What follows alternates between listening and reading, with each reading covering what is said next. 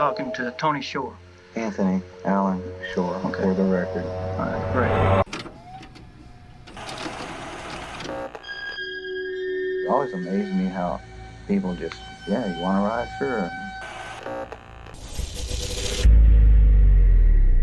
Yet another discovery of the body of a young girl in Houston. Murders are not uncommon. The body is that of a young girl. And in my experience as a prosecutor, murders kind of fall into a couple categories. There's crimes of passion. There are crimes that are drug or alcohol induced. And then you have someone like Anthony Shore, who, it's not just one murder, it is a way of life. Diana Rebollar's naked and badly beaten body was discovered near a vacant office building on the North Loop. Back then, they were afraid of declaring we've got a serial killer without absolute proof of it. The body of 16-year-old Dana Sanchez It's spread out years apart. found in a remote area off the North Freeway. No witnesses saw anything. Investigation of the Sanchez murder has brought out interests in 2 other cases. Different parts of town. Each was abducted during the daylight hours. Each is missing at least one item of clothing. In some cases, the latter 2, they're missing all their clothing. He could ride the high he got off of killing somebody for a year or more. In some cases in the beginning, the euphoria that he gets from committing his murders lasted longer, and as time goes on and he kills more and more, it's shorter and shorter periods of time. He didn't look like a violent person, but he was. You'd never know that there was that demon hidden behind the facade. And was there a demon in there? Yeah.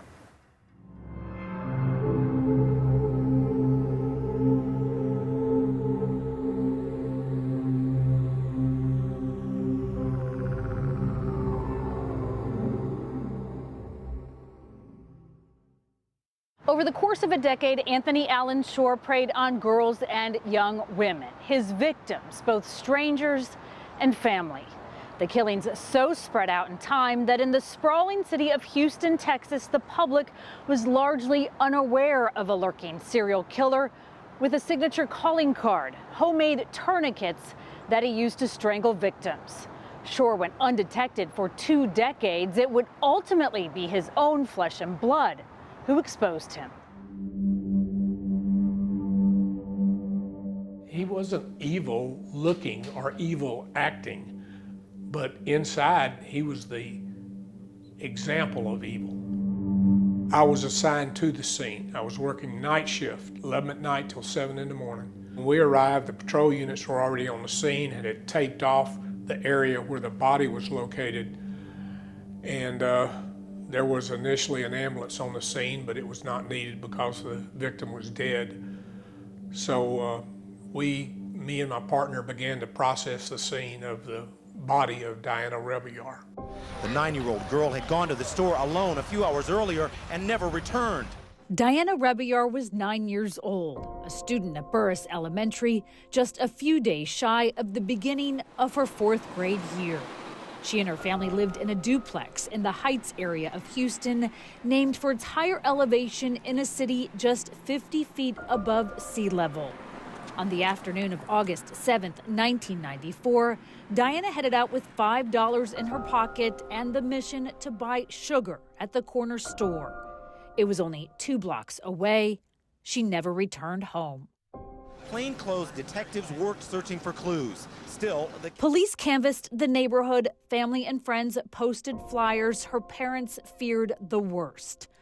12 hours later, a security guard on patrol at a vacant office building 5 miles from the little girl's home found her body. Diana was laying in the back of the parking lot near a loading dock. She was naked from the waist down.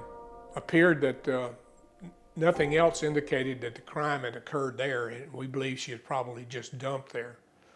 Other than that, there were no witnesses. Absolutely nothing to go on, just a young Hispanic female, 9 years old, dumped in a parking lot. And around her neck was a ligature. It was made out of parachute cord, which is common, and inside the parachute cord was inserted about a 4 to 6 inch stick so that you could turn the stick and tighten the ligature. Until it gets so tight that it cuts off blood flow and circulation.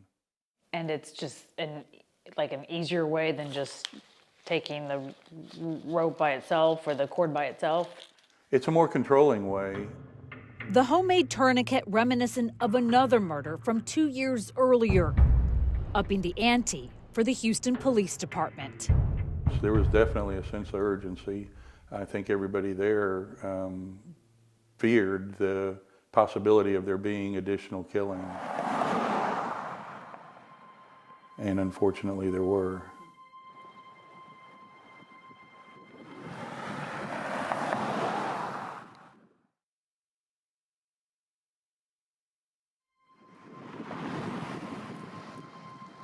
About 30 years ago, 34 years ago almost, yeah, when I first started. Back then I was off on Tuesdays and Wednesdays, so I was out here Mondays, Thursdays, and Fridays. Patrick Bolger is a bus driver for Metro, Houston's public transit. He drives a different route now, but in 1992... She was a regular in the morning. Every morning he stopped here before 6 a.m. and Maria del Carmen Estrada, a petite single mother who worked 2 jobs, was waiting. I remember her being quiet. She didn't speak any English. So every morning she'd get on the bus, I would tell her good morning, and she would just pay her fare and go sit down. And finally I got her to break, and she finally started, telling me good morning. On April 16, 1992, Bolger made the stop, but there was no Carmen. When she wasn't there, I said, that's weird, she's always here. And so that morning I just waited. My passengers were asleep, basically, because they all got off at Gessner, and so I said, I'll give her a few minutes. I gave her about 5 minutes. And I kept on looking and kept on looking to see if she was coming, and she just never showed up. And I said, well, I got to go. The body of the 21-year-old who had immigrated to Houston just a year earlier was found later that morning, dumped behind a Dairy Queen just down the street from the bus stop. She had been sexually assaulted and strangled to death. I was shocked. I was shocked, like, who would do something like that to her? She never bothered nobody. Police recovered DNA from Carmen's body, worked possible leads, but the case went cold. 2 years later, the murder of Diana Rebellar gave police a connection, one that wasn't shared with the public. And it wasn't until the Rebellar case in 1994, a couple of years later, happened where they connected the MO based on the ligature, and that's when they expanded the number of people working on the case. It went from just 1 pair to several pair. Retired Houston Police homicide detective Dee Shirley remembers working long hours on Diana's case. We did find a witness that had seen a white van near where she was abducted, but there was no plates listed, no description of any drivers or passengers, so we had no place to go on that. We spent probably anywhere between 3 to 4 months. We're looking for leads and trying to find somewhere to go, but there was no place to go. There was a child killer they were desperate to find, but workable leads dried up. Eventually, as bad as I hate to say it, you got to lay it down and wait for something to happen because you got other cases coming in. So it kind of went cold? Went cold. In 1994, homicide numbers in Houston, once considered the murder capital of the U.S., were on the way down. But by the following year, there would be questions about whether a serial killer was on the prowl. Although there are some similarities, we feel that there are enough differences in the cases that make them unique in themselves. A call to a local television station. The male did not identify himself. Revealed another body. Said that he had killed this white female. And ignited fear. You could locate her body in this general area. We're not worried about all these young girls. Just keep them inside, no more outside by themselves. At 3:05, sheriff's deputies found the badly decomposed body of a young white or Hispanic woman. nude, face down, about 15 feet off a dead-end road. There was a call to the TV station, and the person that took the call was smart enough to figure out, hey, I'm talking to somebody that might be the killer here. He knows way too much. It was July 14th, 1995. Investigators headed out to the area the caller reported, a brushy field outside Houston city limits in Harris County. Days earlier, 16-year-old Dana Sanchez, a student at Waltrip High School, had plans to meet up with her boyfriend and promised to call her best friend when she arrived. She told me she wasn't there. And I was like, I got scared. I was like, maybe she'll come back tomorrow. And we waited till the next day. And then when I didn't hear nothing from her, just thought the worst. Dana's family searched and waited for 8 days. At the direction of the mystery caller, the teen's badly decomposed body was found in the field, a yellow rope around her neck. Why does a person like him, why do they call the TV station? Why does that happen? The body wasn't found. He wanted the recognition, he wanted to control, he wanted to control the narrative. He liked seeing it on the news. Yet another discovery of the body of a young girl in Houston. He liked the attention on himself, and he liked the control. And I think that was when the body wasn't immediately found, and when he wasn't getting any of the attention, he decided to stick his finger in it and stir it up a little bit, and that's exactly what he did. And he got what he wanted, and right away it was back again on front page news. Do you believe you have a serial killer on your hands? We don't have evidence to prove that. We don't have evidence in the least to prove that. We won't know that until we get somebody in custody. The reality that her killer had struck before was coming into focus. There must have been a homicide of this young girl here. Do you all think this is a serial killer? Well, I think it is. I think it is. Has to be. Why? Because the way he killed those two girls. He was a predator. He would go out hunting. So you called him Tony. Did you call him Tony? He went by Tony? Tony. Pretty normal kid. He was extremely gifted when it came to music. I don't think there was an instrument ever made that he couldn't play. He could see it for the first time in his life and within 10, 15 minutes play it like he played it his whole life. Just extremely musically inclined. He liked to draw, he liked to paint. Very gifted in the arts. Very likable, very charismatic. Knew how to say the right thing, how to act the right way. He presented very, very well. You'd never know that there was that demon hidden behind the facade. Anthony Tony Shore was born in South Dakota. The first child of Deanna and Robert Shore, he had 2 younger sisters. The family moved a lot for their father's job. Kansas, Oklahoma, New York, California, Texas, Alabama, and Georgia had all been home. I would say growing up that we were pretty close because there really wasn't an opportunity to get to really know other kids.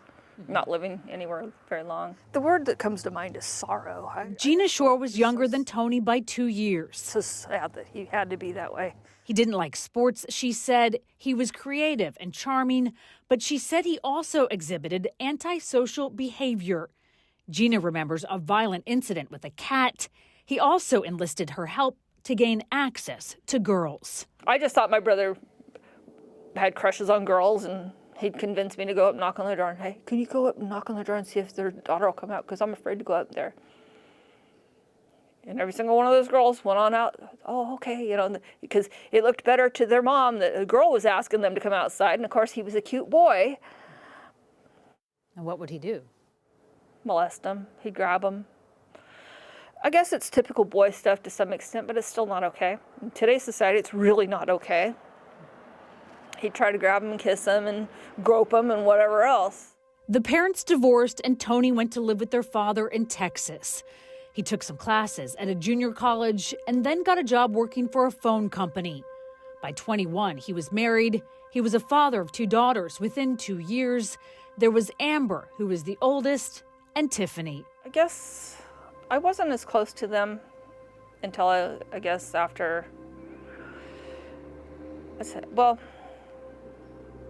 Tiffany I was somewhat close to. I met her when she was 5 years old the first time, and kind of instant bond with her, but really didn't get to know her too much until probably 1995, 97 when they came out to live on the West Coast. It was then that Tiffany revealed the unthinkable, the beginning of Tony Shore's end.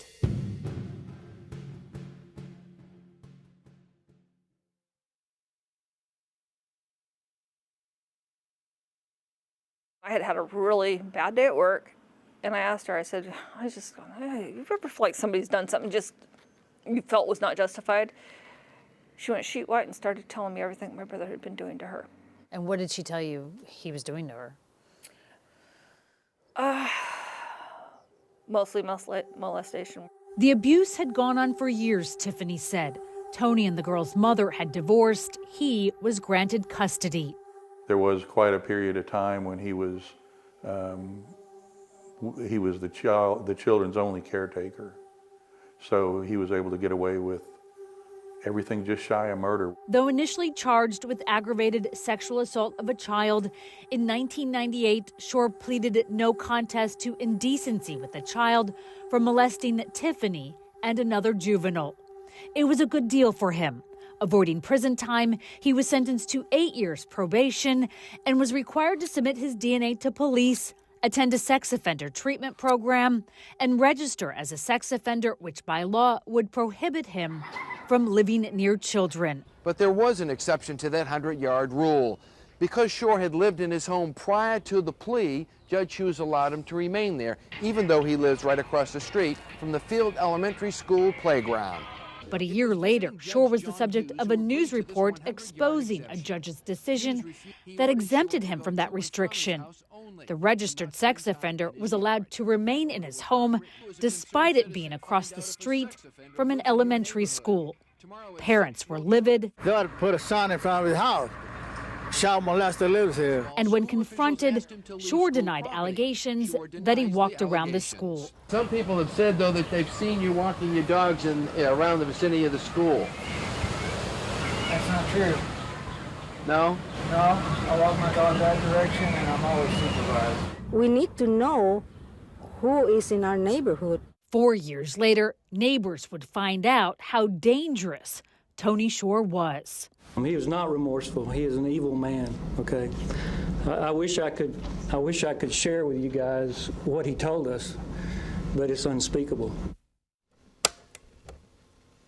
All right, Tony, I'm going to turn the tape on now. This is Sergeant John Swain, Houston Police Homicide. It is, I guess, now October the 25th of 2003.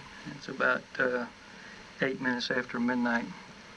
I'm here in the Homicide Division, 1200 Travis interview room. I'm talking to Tony Shore. Anthony Allen Shore, for the record. All right, great. What I want to do, first of all, can I call you Tony? Is that all right? That's fine. Well, we had reason to believe the cases were connected. We did not have any reason to believe that Anthony Shore was connected to the cases. We had no reason to believe that he was even associated with any of these cases at that time. After 2 independent audits found problems with the lab's record keeping and handling of samples.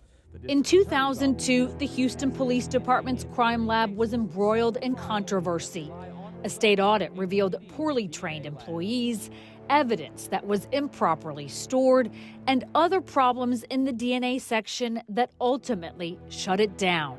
It was an embarrassment to the city, but perhaps the best thing that happened in the murder cases of 21-year-old Carmen Estrada in 1992, 9-year-old Dinah Rebiar in 1994, and 16-year-old Dana Sanchez the following year. With the DNA section of the crime lab shuttered, police decided to have the DNA that was lifted from Estrada's body analyzed one more time. It was sent to a private lab and was compared to profiles in a nationwide database, and in 2003, We were able to subject it to new technology, and I think that was the difference in this case. more than 10 years after the first known murder, there was a match. It was sitting there all that time, and it was fortunate for us, I guess, that it was at least properly maintained, and they were able to get a full profile of it. It would have been nice to have back in 1992 or 1994 or any of the following years afterwards, but we got it eventually. Shore was arrested for capital murder, accused of killing Estrada. He was taken to police headquarters in downtown Houston, where he was placed in an interview room and would eventually reveal the extent of his depravity. Retired homicide detective Todd Miller remembers Shore as controlling and manipulative. So everybody else was done talking to him, so I thought I would give it a try and see what happened. So I talked to him and initially got absolutely nowhere. I think we bought him dinner at some point, fed him, and he was willing to talk. He never clammed up. He actually had questions. I would ask questions, he would ask questions, and he was engaged in the interview the whole time. He never actually stopped being engaged, but the interview was stagnant for the first half. It wasn't until the second half of the interview that things started opening up, and then ultimately he got to the point where he asked, "What if I asked you a hypothetical question?" And I said, "Well, I'd give you an answer." I said, "Depending on the circumstances, I'd give you the answer that you're looking for." I said, "What's your hypothetical question?" And then we danced around the whole hypothetical question for several hours before he finally came up with the hypothetical question. Hypothetically speaking, if I was to tell you about all those cases you wanted to know about and tell you about 2 other ones, how would that make you feel, Officer Miller? And I said, "Well, that'd make me feel pretty good." Number one, you have the right to remain silent, not make any statement at all. In truly controlling fashion, Shore requested to speak to another detective. Number two, any statement you make may be used as evidence against for you the in big court. confession. You understand these warnings? Yes, sir. Do you want to waive these rights and tell me about it? Talk to me about some cases.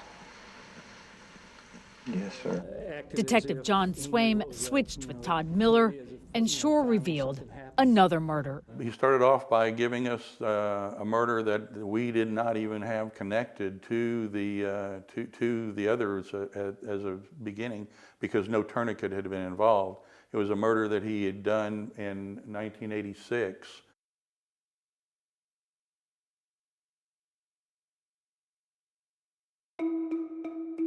Laura Tremblay was 15 years old and targeted as she was walking to a metro bus stop for her daily ride to school. In September of 1986, her body was found dumped behind a Mexican restaurant that today is no longer there. She had been strangled with a cord. Lori's fully clothed body was found dumped behind this West Houston restaurant. Police say she had been strangled. A week later, her grieving mother blamed the school district for not providing transportation to get Lori to school. I'm angry at what I had to go through and what was never provided. And I'm angry that somebody picked my daughter out and killed her. 17 years later, Shore confessed, telling police he would give her rides until one day when he couldn't contain himself. I undid her bra. Everything got out of hand. She freaked out, and we got into a fight. I tried to knock her out because I just really freaked out. Mm-hmm. It's not right. I'm not justifying it. It's hard to talk about. I took this cotton cord and I strangled her. And the cotton cord broke more than once. It wasn't working. That's all I had. Did you just use your hands, or did you use some kind of... It was a cord, a ligature. Yeah, I know, but I mean, did you use them? Yeah, my hands. My fingers up since then. And you did that in the car, is that correct? In the car. And then what happened there? I mean, I panicked. Daylight came on, and I didn't know what to do. So I drove up behind the Memphis there, and I pushed her out of the car. I just wanted to get away from the situation. In an eerily similar statement, Shore confessed to killing Carmen Estrada, the young single mother who worked 2 jobs. It got out of hand, and she freaked out, and I knew this was not. This was going to be real bad, and my life was forever. So I panicked, and once again, it was starting to become daylight. So to avoid discovery, again, I strangled her because I knew that. What did you strangle her with? I'm going to say a nylon ligature, a piece of cord. I don't remember. In 1994, his relationship with a live-in girlfriend was on the rocks, he told police. So he went out hunting for another victim. 9-year-old Diana Rebayar crossed his path. When I was unhappy and things weren't going well. And Diana Rebayar, that was a freaky, that's the sickest. I don't understand exactly. Too young, not developed. That was an opportunity, freaky thing that I don't know why I did that. But I remember seeing this girl walking along. What street you on? I want to say on Main Street. And I was gonna molest her, and she fought like hell. Strangely, she fought like hell. I mean, just wouldn't go along with anything. Fought and fought. And I don't recall what type of cord or string or piece of wire or something. And I did the same thing. I knew I was and I don't know why. It kept happening. I couldn't stop it.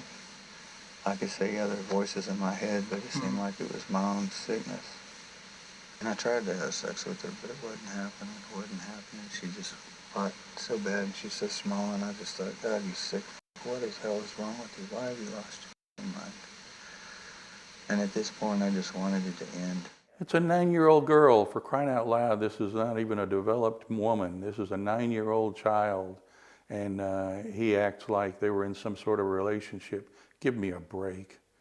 That's a bunch of BS, and that's, in his mind, it's a fantasy that he's playing in his mind. His fourth murder confession was for 16-year-old Dana Sanchez, who had set out to meet up with her boyfriend.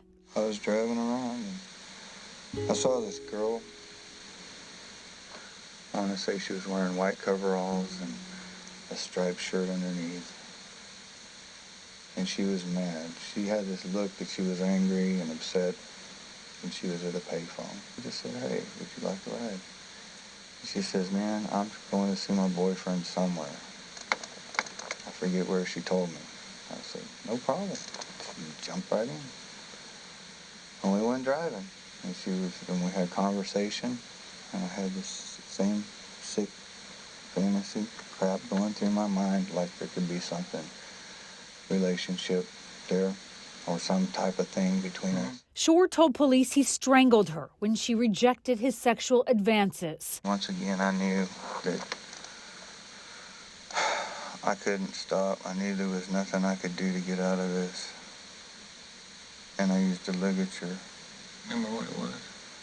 I want to say it was a yellow twisted nylon rope. And there was still one more case that police had not connected to him. The only case with a survivor. I think she kicked him so hard that he left. And I think that's why he didn't kill her.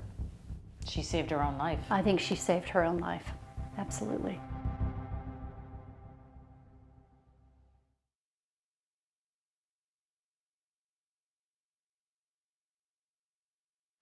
She was young, she was attractive, and I was a phone man working outdoors, outside plant. And I'd worked down this street several times. I'd seen her coming home. I knew that she was a latchkey kid. In September 1993, Tony Shore used his job to scout for his latest victim. The 14-year-old was a student at Lamar High School. When she got home one day, Shore was already inside waiting for her. It was a vicious attack. I wore a t-shirt as a hood and sunglasses so she couldn't be recognized. Told her it was a burglary, got her cooperation, and tied her up with electrical cord. And raped her. And then the resistance and the violence got out of hand. I told her that I knew how the police worked and this and that, and I told her to say that it was a short, fat black man, and that if I heard different, then I'd come back and take her family out, and I made a lot of threats and evilness.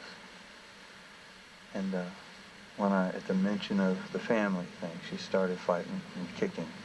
Only her hands were restrained as she started just going berserk. She fought back and survived. A police photo shows her head still wrapped in the duct tape Shore bound, and if that wasn't enough, he terrorized her afterward. There were phone calls that she received afterwards. It was him. She was positive it was him. So to know that, first of all, you've been sexually assaulted brutally, and to know that that person is still out there and is still watching you had to have been one of the most horrific things for a sexual assault victim to go through. 10 years later, prosecutor Therese Boos was the one to notify her about the DNA match and confession. What was her reaction? Do you remember? She burst into tears. Yeah. Police are calling him a sexual predator. Next, it was the public's turn to be informed. The man is evil. He needs to be off the street. News of a serial killer's arrest and confession stunned Houston. And in Shore's old neighborhood in the Heights, residents couldn't believe it. I mean, that really scares me. And as I said, I have 2 daughters, and at that time they were around the same age as his daughters. The 41-year-old who had trouble keeping a job was now living in another part of Houston with a new girlfriend and her sons, one of whom said this about Shore following his arrest. He made me real happy too. He helped me out with a lot of things, and I'm pretty grateful to have known him all in all. He just had another side. He had issues, No one expected multiple murders. I was pretty shocked about it. I was like, whoa, that's crazy. I mean, I thought he would have cleaned up his act. Not even his oldest daughter, Amber, who helped expose him as a sexual predator. He was like abusive at times to his people he's in relationships with, but I never thought he would like go that far as to like sneak off around alleyways and snatch up little girls. But on the West Coast, there was one person who wasn't surprised. My sister calls me and she says, "You got to sit down." She says, "There's Tony's DNA." And I said, "What? They finally found that he killed somebody?" And I had said it jokingly, and my sister says, "How'd you know?" And I said, "I knew. I just knew." To defend him as zealously as we can to protect his constitutional rights and to see that he get a fair trial. Shore was charged with capital murder in the deaths of Lori, Carmen, Diana, and Dana. It didn't take long for the Harris County District Attorney's Office to decide to seek the death penalty. I think you guys know how the citizens of Harris County are, and he is a serial killer who's killed 4 little girls, so, I mean, you can pretty much guess what most people would think he deserves. During the searches that followed Shore's arrest, police seized some telling evidence. We searched his bedroom, and we found about 5 photo albums that he had kept, and they were filled with newspaper catalog cutouts of young Hispanic women wearing lingerie, page after page after page of it. They were collages. Literally, he had gone in and he cut out from magazines color pictures of women's breasts. And there would be like a whole poster board, a large poster board of just breasts, all breasts. And I've also been through a lot of sex offender treatment therapy since this time. And in his confession, Shore referenced his time in sex offender treatment, a requirement of the plea deal in the molestation cases. I'm starting to understand some of the psychopathology behind my preoccupation. To police, he said he had learned something. His treatment work binder told a different story. Remember those cutouts? He hid some of them inside the folder. He was just gaming, totally gaming the program. Shore was denied bond on the capital murder charges and spent the next months at the Harris County Jail. His mother and sister Gina visiting him at least once. And I asked him, I said, "Why?" He says, "Well, they've got it all wrong." He says, "One of them was my girlfriend at the time, the 16-year-old girl. She was a groupie. And it was just a sex crime gone wrong," he said. And it's like, it's bizarre. It's bizarre. plausible reasons for anything and everything. It was just a bad misunderstanding. I'm sorry, 9-year-old child, that's not a misunderstanding. He paints every one of his encounters with every one of his victims in a very positive light to begin with, right up until the point where he kills them. I mean, he's just a gentleman, and he's suave and debonair, and the ladies like him, right up until the point he kills them. That's him controlling what's going to be said about him as a person leading up to the murders.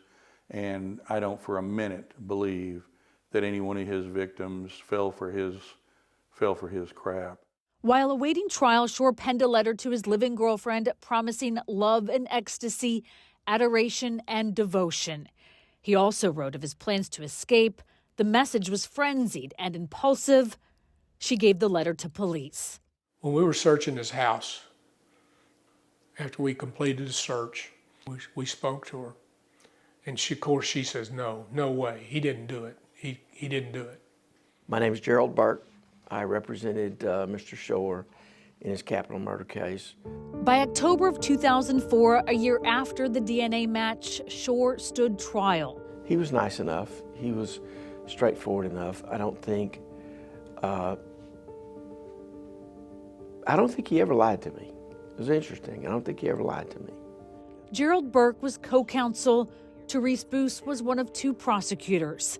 The case was massive. It had to be divided section by section, capital murder by aggravated sexual assault of a child, and then another murder. It was the only way to handle it. I mean, otherwise it would be totally overwhelming. And we made the decision to try Estrada first. It was the easiest one to begin with because it's the one that got us to Anthony Shore. And you had the DNA match. So telling the story to the jury of how we got to Anthony Shore was easiest with her case. But they had to try it as a singular case, which meant the jury had no idea Shore was an accused serial killer. On the defense side, guilt or innocence seemed to be a foregone conclusion for Shore. He had already told his lawyers that he wanted to be sentenced to die. And what we were just trying to do is to get a lesser included offense. He had already made it clear, to us at least, that punishment was a foregone conclusion for him. Don't get ready for it, don't do anything for it. I'm not going to help you find anything. We're just, if they find me guilty of capital murder, that's just the way it goes. So there really wasn't a lot of work. To get to punishment, the punishment phase of that case would have required the state to find him guilty of a lesser included offense. So our position was he didn't kidnap the girl got in the car willingly, but when you lock the door not to let him out, it kind of goes south on you.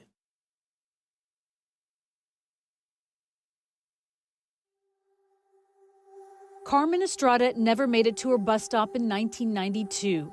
I didn't set out to kill her. That was not my intent. Her body was found behind a Dairy Queen. Shore told police he had modified his approach since his first victim, using a handmade tourniquet as the murder weapon. Did you use your hands on this one, or did you use something else? I want to say because I had my hands up from the first one, I used a piece of wood, a pencil, or might not have been a pencil, it was something. Might have been a paintbrush, something. Some piece of wood or something that twisted it. Right, but on this one, you think it was a white cord you said? You think it was like a pencil or a paintbrush or something you used? A piece of wood, some kind of piece of wood. You used as a, I don't know, what's the word, a tourniquet maybe? Or yeah, something. You like put it in there and then you twist it. Yeah.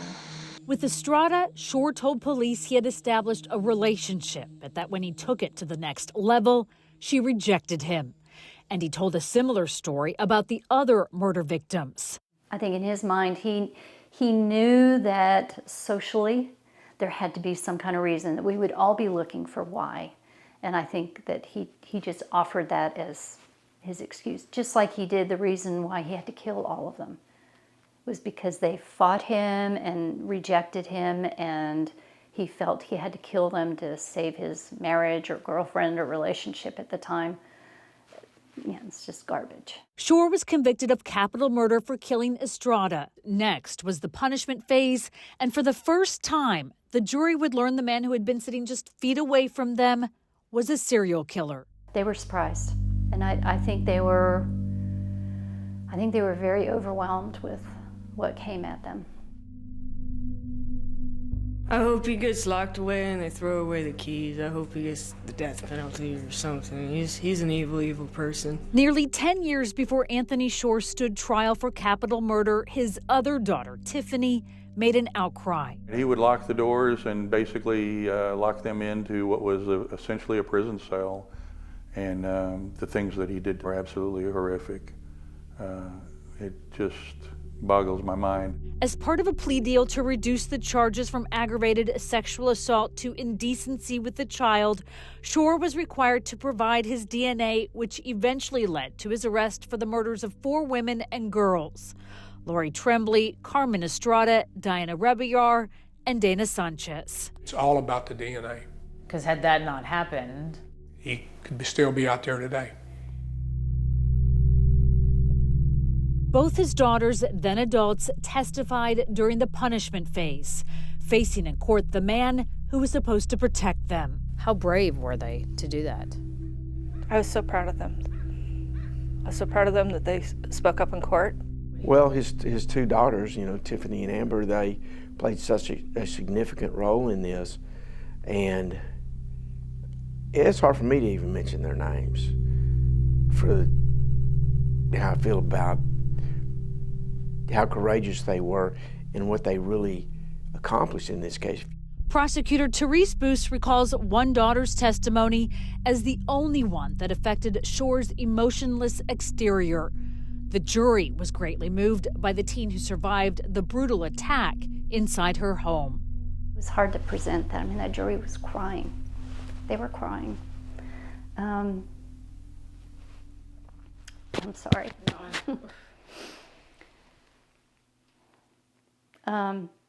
And that's hard because you have a surviving victim, so you kind of go through all of that with them. So yeah, these are, and I'm a professional. Those jurors were a variety of people who had to listen to all of it, all at once, over the course of a few days. Each of these crimes was horrendous. Every single one of them in their own way, it was a life that had been terminated for no good reason other than his sick fantasy. Other testimony revealed that Shore would often drug and choke his romantic partners during sex as they were in varying states of consciousness. A jury hands up a death sentence to a... Within an hour, the jury had a verdict, and Anthony Shore got what he wanted, the death penalty. Well, I liked him to the extent that I knew him, but I only knew him from a custodial situation. He didn't belong out here with the rest of us. That much is clear. And the state's job was done. Prosecutors elected not to try him for the other 3 murders since he was already facing the death penalty. Under the Code of Criminal Procedure, our only job is to see that justice is done. That's it, period. Not to get a conviction, not anything, just to see that justice is done, whatever that is. And in this case, it was getting a death penalty answer from a jury for all of his acts. Absolutely. That was the appropriate punishment? Absolutely. What else can you do with someone like Tony Shore? Shore spent the next 14 years on death row. He exhausted his appeals and managed to escape one date with death. Just before his planned execution in October of 2017, he confessed to another man's murder. Larry Swearingen was also on death row for the 1998 capital murder of 19-year-old Melissa Trotter.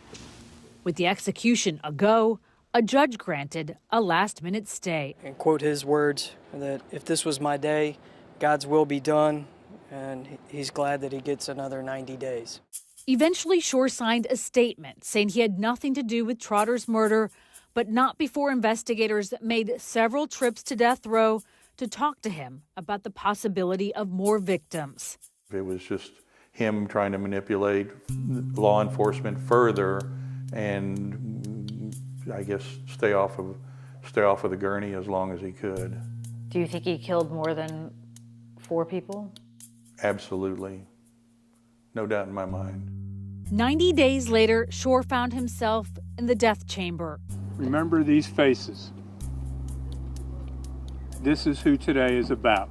The first Texas execution. Anthony Allen Shore's reign of terror in 2018 is officially over. He said that he could feel it, that it was hot, it was burning. And he goes, ooh, wee, is how he put it. Shore offered an apology to the families he tore apart and said he made his peace. He wanted his sister Gina to be there as a witness. Do you ever think about your brother? She declined. Sometimes, every once in a while. I'll hear some really pretty piece of music in a style of music that he played, and I'll think, what a shame. What a shame, such talent. He could have done so much more that was positive. I just feel sad. I feel sad for his victims, his daughters. His daughters are victims too. Gina remains close with Tiffany. The young mom lives in Arizona and has a daughter. I thought he was a little bit psychotic. And Amber, who spoke out after their father's arrest, has not been heard from in years. We don't know what Amber's doing. Amber may not be alive. We don't really know. Nobody's talked to her in over 20 years. Gina neither embraces the notoriety nor shies away from it. I know it sounds so hokey to say that if I don't say something, it just perpetuates it further. It may be somebody else who might be wondering if their relative's doing something wrong. Maybe they'd come forward if they see that somebody actually has gone through it. Today, the victims would have been middle-aged women, mothers, sisters, daughters, whose families never got to see them grow up. I think the victims were absolutely terrorized, absolutely traumatized and terrorized, and I can't even imagine what they went through during the time that led up to their death. It had to be horrific. There's just no way of knowing except to know that they're in a better place now. She'd be standing over here, and she would come from that direction. I was thinking that she lived over here at the next block. Patrick Bolger has wondered from time to time about the life of his passenger Carmen Estrada, but is certain about the fate of the man who killed her. He got what he deserved. Just a little bit too late, but he got what he deserved.